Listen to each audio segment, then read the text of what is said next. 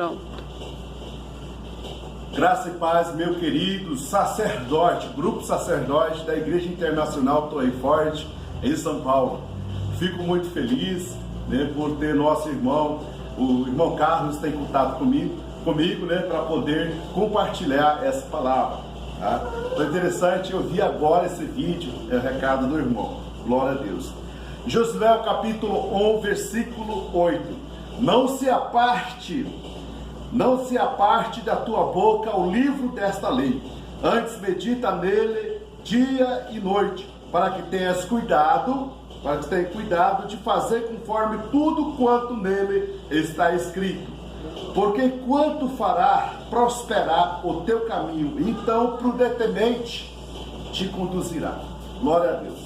Irmãos, eu quero agradecer os irmãos que estão aí, o grupo sacerdote, irmão firme, né? Não se afasta da palavra de Deus, né? Continua firme e forte, e continua orando, continua meditando, continua lutando, trabalhando, né? Conforme o que está escrito na palavra do Senhor, e não se afaste da palavra de Deus. Dia e noite venha orar, dia e noite possa ler, dia e noite venha meditar, porque tudo vem, a promessa de Deus do céu, conforme esta palavra, o Senhor prosperará a tua vida, e todos aqueles que estão aí, o grupo sacerdote, os irmãos sacerdotes, que estão aí cuidando, né, o templo, a igreja do Senhor.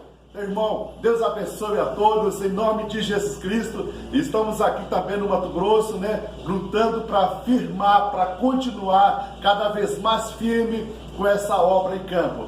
Irmão Carlos, diácono, ou presbítero, ou futuro pastor, profeta, Deus abençoe em nome de Jesus Cristo. Graça e paz.